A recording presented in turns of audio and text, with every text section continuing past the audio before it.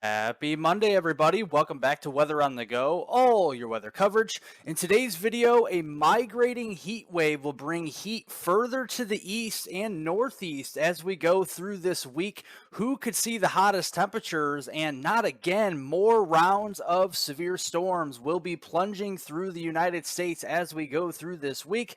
And we'll also look at the outlook ahead as a potentially busy Atlantic hurricane season could be on our hands as we get deeper into July and even especially into August. So looking here at the overall weather pattern today, we still have northwest flow prevailing across the upper Midwest into the Great Lakes region. Those areas will be a little bit cooler today, but where the heat is real is across the desert Southwest. That's where we have the real hot temperatures across Arizona, New Mexico, West Texas, and then especially back there into Southern California today. But watch as we go into the middle of this week. We have a 600 DM heat wave building further east, all the way through North Texas, Southern Oklahoma, even parts of the Arklatex region as we go into Wednesday. And then as we go into Friday, that starts to migrate a little bit further off to the west, but it's still going to be hot across the southern United States. So looking currently at our heat headlines across the United States, in the orange shaded color, we have heat advisories across the southern plains and the Arklatex, even down here into South Florida and much of the desert Southwest here. We also have excessive heat warnings in the pink shaded colors all the way up into the Pacific Northwest, into Washington State, Oregon, and then downstream here as well and towards the desert Southwest here, and even starting to see those popping up across Texas Hill Country. So that means the heat will be starting to shift a little bit further to the east as we go through this week. So as such, expected highs this afternoon will be well upon the triple digit point across the Texas Hill Country, back across the desert Southwest. We could be seeing widespread triple digit heat, 112 in Phoenix here, 114 back toward the San Diego region, 103 in Dallas Fort Worth. So it will be stifling hot out there as we go through this afternoon, and through the week it's going to continue to migrate further east. So as we go into Oklahoma there, the Oklahoma City area, Tulsa, Fort Smith, Arkansas, Little Rock, Memphis, those areas could be around 100 degrees for highs as we go into Wednesday. And then as we go into Friday, the main core of the heat will start to shift back to the west, but we still hang on to those triple digit high temperatures from Dallas all the way back here through the Abilene region, Midland, maybe up there toward Lubbock, and then further west, look at that, guys, Phoenix, 115, 125 back across Death Valley again on Friday. So it will be hot as we go through the rest of this week. And you got to know the difference too with this extreme heat across the United States between heat exhaustion and heat stroke. Heat exhaustion, you got to look for dizziness, thirsty conditions, as well as you need more water intake, heavy sweating, nausea, weakness. That is heat exhaustion, but it gets even more serious with a heat stroke, with confusion setting in, dizziness, and even becoming unconscious is very possible. And if you have that, make sure to call 911, move the person to a cooler area, and also apply some water and ice as well, because this is a serious situation. So make sure to stay cool, stay hydrated, and stay informed with the differences between heat exhaustion and heat stroke as well. But looking at the storm side of things, going back to yesterday, very busy day yet again it was, with severe weather all across the country here, really east of the Rockies. We saw 124 wind reports, 28 hail reports, and even 2 reported tornadoes. One of them was in central Kansas. The other was up here into portions of central and south central Massachusetts yesterday, and that was a total of 154 severe weather reports going back to your Sunday, July 16th time frame.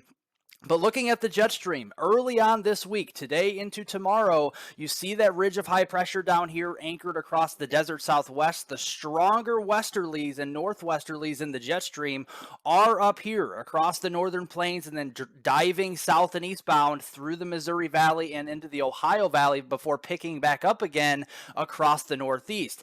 As we go through the week, we'll start to flatten out the ridge just a little bit as it expands and migrates further east. So that means the jet stream will flatten out just a little bit, but we still have the west-northwest flow over the top into the Midwest and the Ohio Valley, providing us with the lift for thunderstorms and thus severe weather as we go deeper in towards this week. So today, a slight risk of severe storms across the northern plains up here into portions of southeastern Montana, northeast Wyoming, getting into parts of South Dakota and Nebraska, and another slight risk down here into the lower Ohio River Valley as well. So definitely something to keep an eye on through today. And the main mode for severe weather will be large to very large hail that could be in excess of 2 inches in diameter up here across the northern high plains. So we'll continue to watch that as we go through this afternoon and into this evening during peak daytime heating. And looking here this afternoon, everybody is not going to see a storm today. It's just not going to happen. But where you do see the storms, we are going to be seeing some supercells, which could be producing the very large hail. Also, the tornado threat is there as well. It's low, but it's there. And we have the damaging wind threat. So looking at that down here into portions of Missouri, a couple storms trying to fire up back here into portions of the mid-Atlantic. And we're waiting up here into the northern plains this afternoon. And I think initiation will start closer to the evening hours. That's where we'll have the big hailers up here into portions of southeast Montana, northeast Wyoming, South Dakota, into Nebraska. Those could be the hailstones greater than hen egg size, perhaps up to baseball size later on today and into this evening. So we'll be watching that. But we still have the storm activity to watch here through the Ohio Valley into the lower Missouri Valley as we go through tonight. Then as we go into Tuesday, that northwest flow is very dominant across the United States. We have a marginal risk from the central and eastern Dakotas all the way down here into portions of near the Nashville region, Louisville, Kentucky, but we have a slightly higher chance of severe weather near the St. Louis region down to Carbondale, Illinois. Those areas could be seeing an MCS or a mesoscale convective system later on through the day on Tuesday. So starting off here Tuesday morning, we have a couple of complexes of storms trying to develop across the northwest flow here down into the Ozarks region. It could be all damaging winds down here, pretty numerous across this region as we go through Tuesday morning. Very heavy rainfall, have to be watching out for flooding. We've had lots of flooding concerns across the United States this past couple of weeks. And then as we go through the Tuesday afternoon time frame, it starts to intensify as it pushes into the lower Ohio River Valley. And this could start to bring more damaging winds and hail down here with the frequent lightning threat and the heavy rain threat Tuesday afternoon. That will start to dissipate as it outruns the better instability there all the way down into the southeast. But new storm initiation will be into the upper Midwest and the central plains. And this is what we'll have to watch going into Wednesday. So we have another marginal risk on Wednesday from the Twin Cities up here all the way down through Omaha and into Lincoln, Nebraska, parts of northwest Kansas, and that marginal risk across the Ohio River Valley really is centered around Kentucky as we go into that Wednesday, July 19th time frame. But overall through the week, total rainfall accumulation now through your weekend time frame through Saturday morning on July 22nd, there will be a couple pockets of some heaviest rainfall accumulations.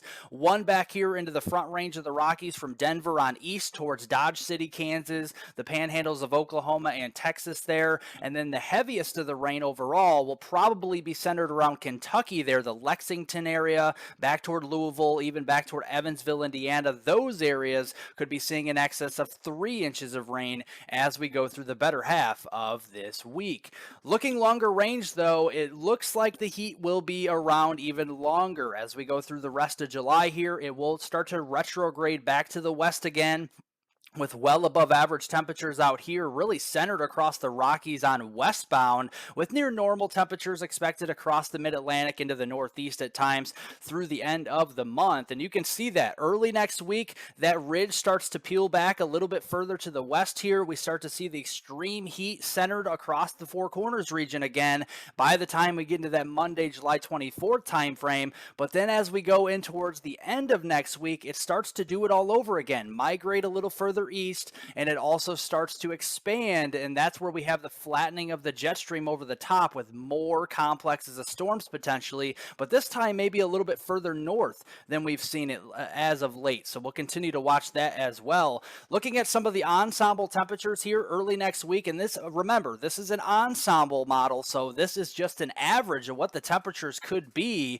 but yes, it's going to be hot out here really across the west, the Rockies, the West Coast, and parts of the western high plains early next week, but it will start to migrate again slowly from west to east and flatten out as we go in toward later next week here during that Thursday, Friday, even Saturday time frame towards the last weekend there in July. And we'll start to see that build across the Ozarks region, Kansas, who knows, maybe even further north into Nebraska and Iowa as we get toward later next week. But with that building, with the center of the ridge kind of across the Rockies there into the Central Plains, we're going to be seeing more of the below average precipitation favored across the Pacific Northwest, the Northern Rockies, and then east-southeastbound here through parts of the Midwest as well, with more monsoonal conditions trying to show up down across Southern California, maybe far southern Nevada into southwestern Arizona, and more above average precipitation favored, at least slightly so, from Dallas all the way east to Atlanta, and then parts of the Northeast as well during that last week in July.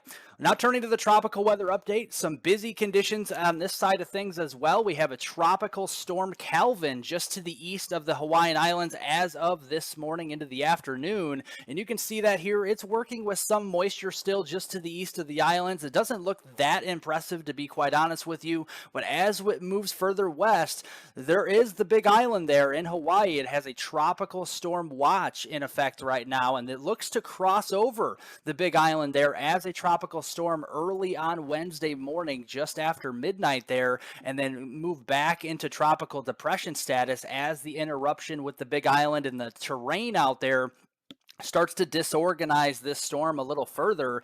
So looking at this, a 1,003 millibar low today, well east of the Hawaiian Islands. You may start to see some impacts with some at least minor waves on the eastern side of the big island as we go into tonight. But then as we go into Tuesday, 1,005 millibar low. It's still weakening, but still likely a tropical storm status as we go into Tuesday. And then in Wednesday time frame, it starts to go back to tropical depression status as the terrain of the big island there starts to disrupt the center of low pressure, but we'll still see some heavy rain, some wave action, and some wind gusts as well with this system. And it looks like the earliest arrival time of tropical storm force winds into the big island will be sometime early to mid-evening on Tuesday. The eastern side probably about 7 p.m., the western side more likely around midnight or thereafter. So we'll continue to watch that as it gets closer. But overall, the rainfall amounts do look healthy across especially the big island here. It looks like we could get in on a couple inches of rain across the eastern side of the island there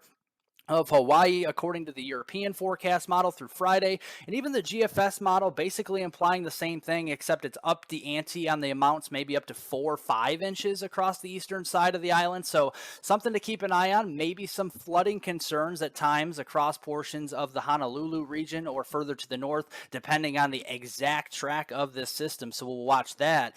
But then across the North Atlantic, we're talking about Tropical Depression Don. It's still spinning across the North Atlantic here. You can see that system well up here over the open waters, not near any source of land, so that's some great news there, and it's going to continue to spin over the next several days. This upcoming weekend, it gets back to tropical storm status, as of course we have the warm waters up here, but it kind of starts to move more northwest, and we'll have to watch portions of eastern Canada if this gets a little closer toward later next weekend with some impacts, at least with the waves out there.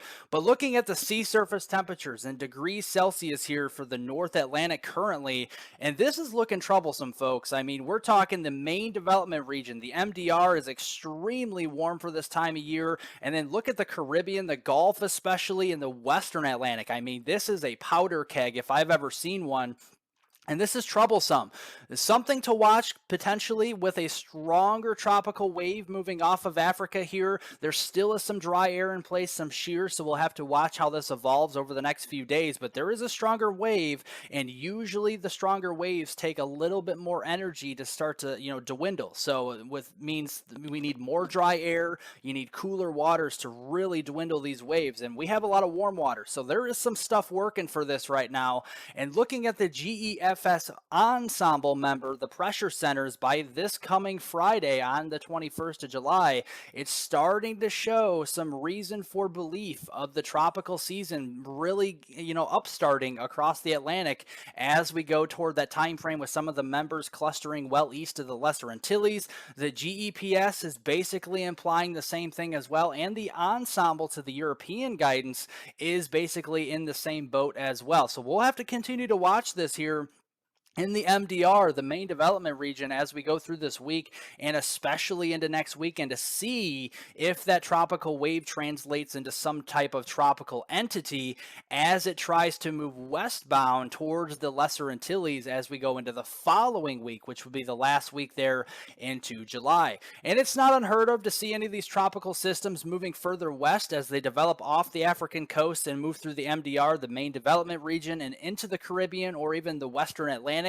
The origination point of these storms could be out here, so we'll continue to watch that as we go through the rest of July for sure and keep you up to date on that. Well, if you like detailed weather breakdowns on North America, including southern Canada, the United States, and the tropics, be sure to hit the subscribe button down below. You find nothing else like this on YouTube. I promise you that. It's absolutely free to subscribe, and you get daily updates on this channel. It's also very important to press the like button. The thumbs up button helps out more than you know, and I appreciate all the support out there as well. If you want to follow me on Twitter for additional weather forecast updates, including this video, follow the video down below to the description, and you'll see the link there for Twitter at hweather420. I do post on that platform very frequently, so I appreciate all the followers on there. Otherwise, thank you so much for all the support and watching today's weather forecast. I will keep all of you up to date on the latest weather forecast as it evolves with the heat, the severe weather, and the tropics ahead as the Atlantic season starts to upstart